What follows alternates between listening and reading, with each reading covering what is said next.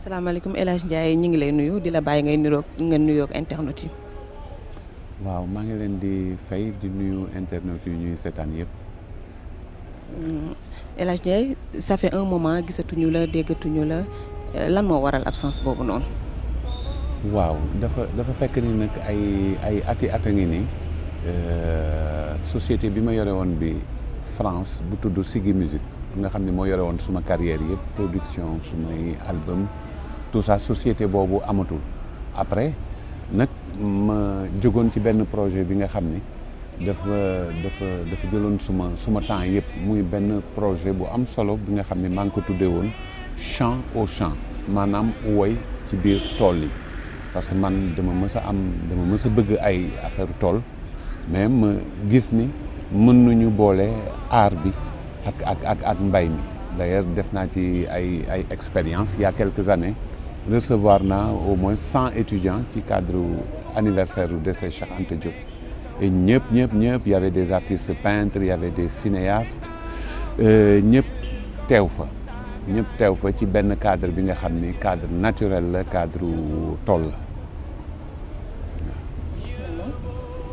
waaw donc projet bi di projet bu am solo bi nga xam ni moom laa def suma doole yëpp projet bi mën naa wax ni mi ngi à deux pas d'aboutir mais sauf que xam nga comme lu ñuy wax rek lu sotti su amul borom tamit bëgg am borom avancé naa ci bu baax a baax seytaane nag bëgg ci dugal loxo.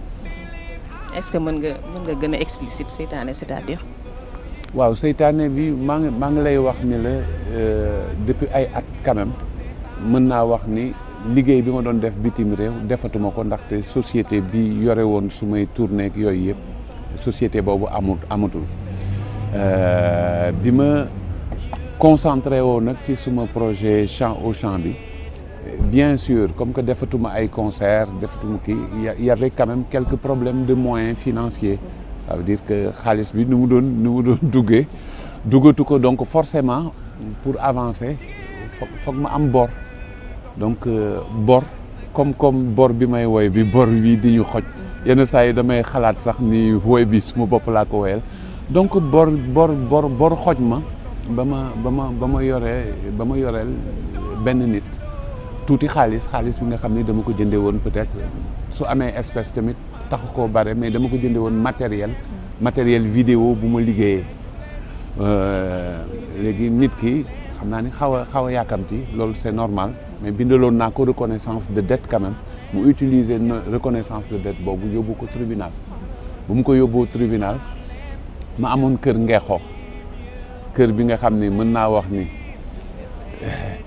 jar na au moins 20 millions ou plus parce que valeur symbolique am bu mu am rek mënuma la wax par exemple garab bu gën a gudd Ngeexoox ci kër gi la nekk te seex la kër googu am na ay garab yi nga xam ni comme ay màdd sax am na fa ay karabsol ay guy lépp nga fa kër googu amoon valeur symbolique bu ngand pour man ñu jël ko ki ma yoreel bor ki ñu joxe ko ñeenti millions ci luy jaar lu ëpp ñaar fukki millions yematuñu ci loolu léegi ñu ne duñuy nangu suma tool mën naa wax ne nangoo nuñ ko sax parce que duñoo utiliser benn procédure bu illégale maa ngi yore li may wax lépp am naa firnde yi ñu ngi suma loxo procédure bu illégale pour teg loxo ci tool bi te tool bi bu ma defee expertise bi par un professionnel de l'expertise tool bi mën naa wax ne valeur am plus de 600 millions la plus de 600 millions maanaam 1 million d'euros nga bëgg ko fayee boru 17 000 euros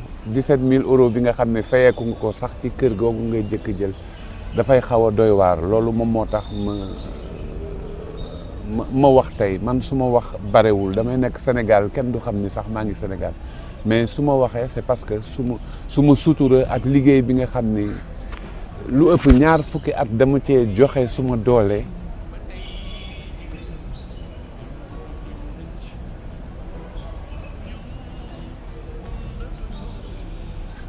suma waa réew bëgg ko foqati ndax lu ndaw lu ko jarul dafay metti quand même ñu bëgg foqati suma loxo li nga xam ni dama ci def suma doole et puis muy aussi pour suma réew parce que fleuron culturel la au niveau de Saly amul espace bi nga xam ni mën nga fa wone culture bi man je me suis toujours battu pour la culture ma nekkoon naa ENDA man maa nekkoon responsable art et culture man maa jëkk installé fii studio d'enregistrement numérique je vais aller même plus loin man maa fi jëkk indi benn document sur les droits voisins parce que en 2000 il y avait aucun document sur les droits voisins man maa ko indi je suis l'un des rares artistes africains à avoir joué au Conseil de l'Europe devant tous les parlementaires man maa jëkk way marchand ambulant yi ma awma liggéey damay jaay loolu xam nañ ko problème sur la dette maa ngi doon ko wax man maa ko jëkk posé bonjour comment ça va comment va la santé ñëpp a koy utiliser même s'il ne muy générique bi nga xam ne ñëpp a koy utiliser sans payer même de droit d'auteur sans même payer de droit d'auteur ils ont tous utilisé sans payer de droit d'auteur parce que soo utiliser un titre comme générique war nga xam ni artiste bi ci boppam lii moom moo koy dundal moom mooy suma métier loolu yëpp ma ni ko teg mais waay nuñ ma bàyyee akas néew li ma yore li nga xam ni njëriñu suma réew la parce que diversité culturelle la mës a xeex diversité culturelle boobu la mës a indi même ku xool sax suma forme de musique bu may def sur le plan international diversité culturelle la mës a wane mais pour ay pinote ñu bëgg foqati li nga xam ni dama ko ñàkk ak alal bu leew dem naa fu nekk ci àdduna bi j'ai eu toutes les possibilités su fekkoon j'étais capable de dire oui quand je pense non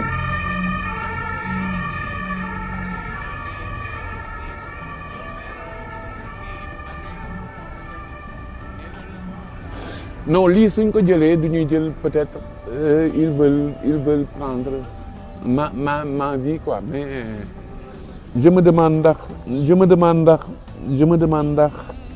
ndax alal jar na ko je me demande ndax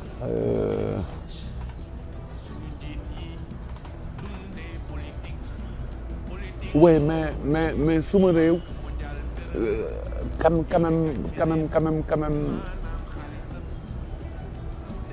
metti na nga ni da nga xeex tout le temps pour sa réew pour que au bout ñu foqati ak as néew li nga xam ni sax dafay jëriñ réew mi tey jii suñ ko jëloon parce que terrain bi l'enjeu moom mooy mi ngi nekk tey jii fi nga xam ni bi ma fay dëkk kenn nekku fa mais tey jii ñi ngi ko tuddee allée des milliardaires de Saly ñu gën a riche ñi Saly foofu lu ñu dëkk terrain 3 hectares la soo xalaatee Woodstock un vrai espace culturel foofu rek luñ ko mën a def naa fa sax podium bu tudd Cheikh Anta Diop mi ngi foofu ñu bëgg ko jël bazarder ko dagg ko ay terrain jaay ko des centaines de millions ñu ñëw def fa ay immeuble pourquoi mais nañ ma bàyyi akas néew lu ma yore ci suma réew d'autant que 12 millions yuñ nga xam ne moom la ñu may exiger tey jii mais xaalis baa ngi nii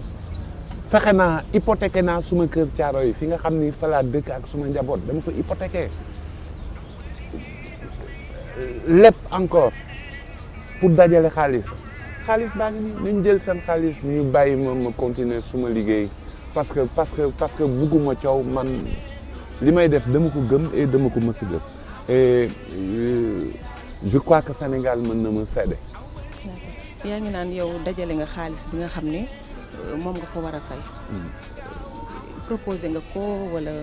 mais proposé naa ko mais dafa am ay lobby yi nga xam ne dañoo nekk ci ginnaaw yi nga xam ne muté alors que procédure duñ ko adjugé tool bi buñ ko koy adjugé j'ai pas été averti j'ai été à la limite même lâché certaines personnes qui sont proches ñi nga xam ne ils étaient chargés de me défendre de défendre la chose loolu benn mais deuxièmement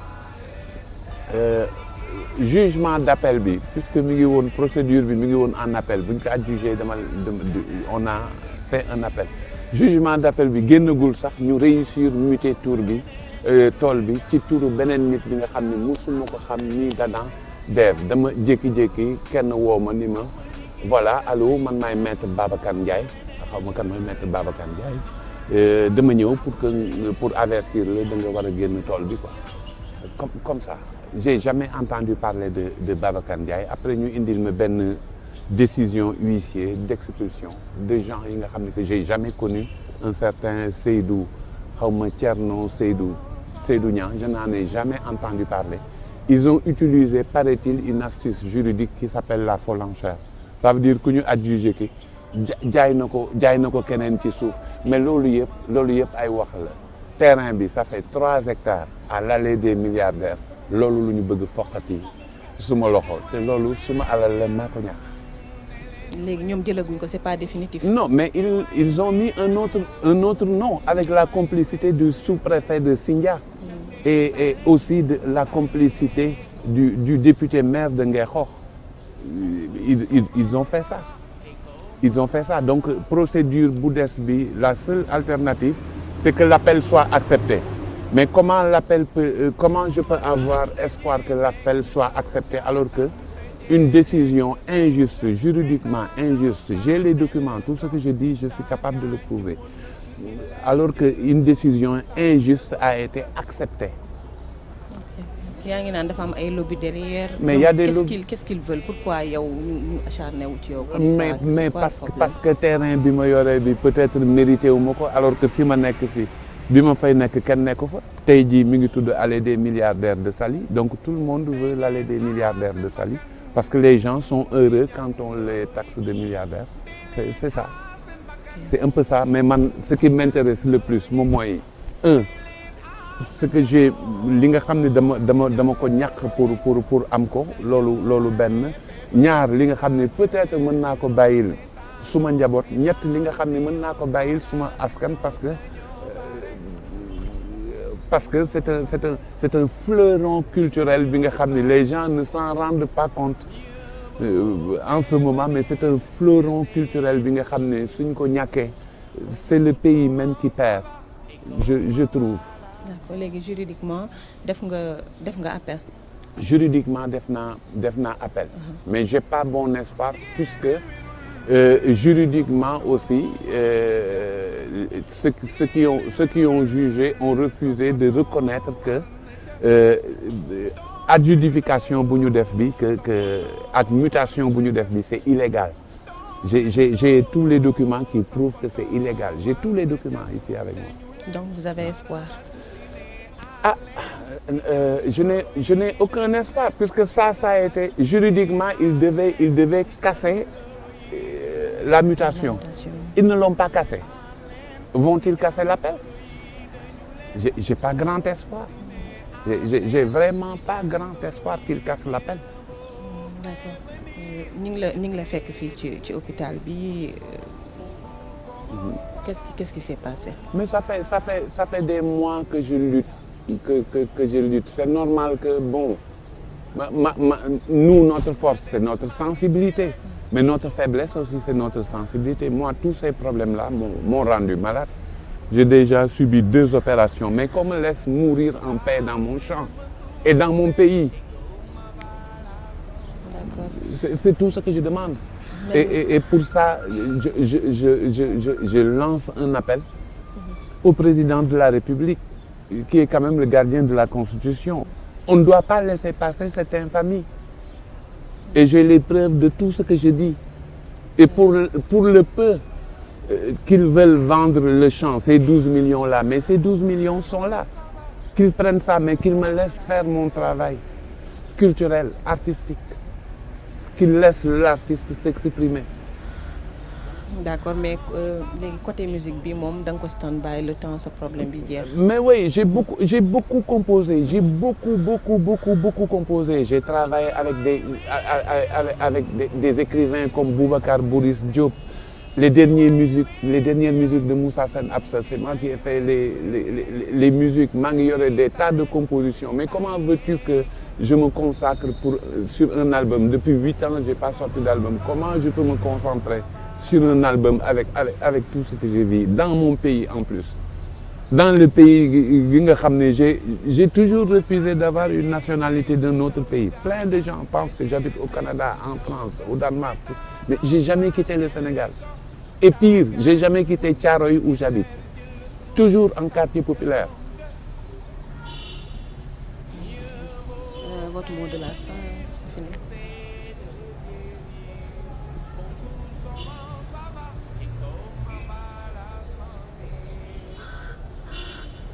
Mon combat, c'est un combat de conviction.